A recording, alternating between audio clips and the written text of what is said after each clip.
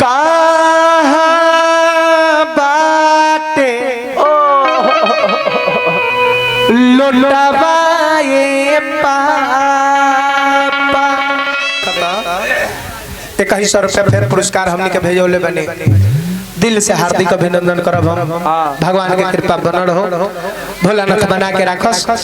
गहना चढ़ेला आ गहना चढ़ला के बाद में बेटी के नहवावन कइल जाला।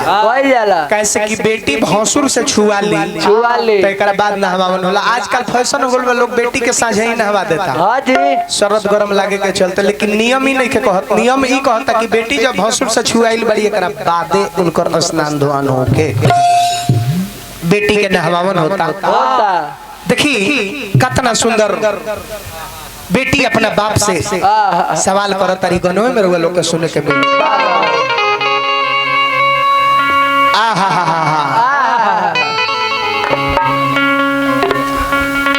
रोशन भाई हालत तारा दल में बहुत होता।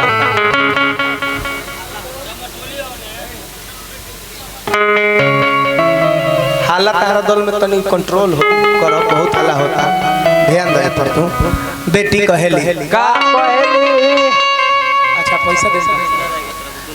अच्छा दोनों आदमी को सुरेंद्र राय जी के माध्यम से ये 51 रुपया हमने के दान प्रदान कैले बनी।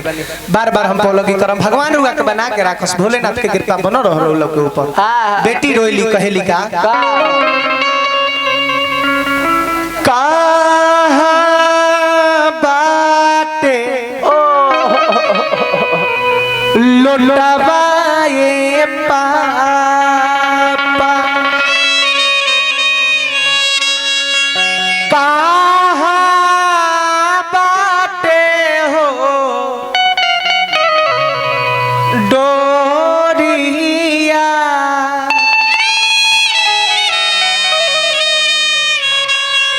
अरे कोई से ना हाइए पापा पापा राउड़ी हो पो खरिया। बाबूजी कहल कि ओही जे बाटे लोटवा हो बेटी, ओही जे बाटे हो डोरिया। अरे जला दीना हालाए बेटी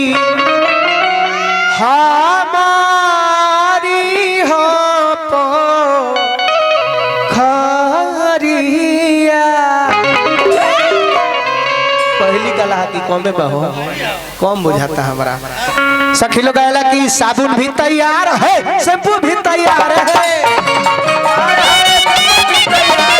साबुन भी तैयार है, शैम्पू भी तैयार है। आ जल्दी से नहा लो बेटी, जाना ससुराल है।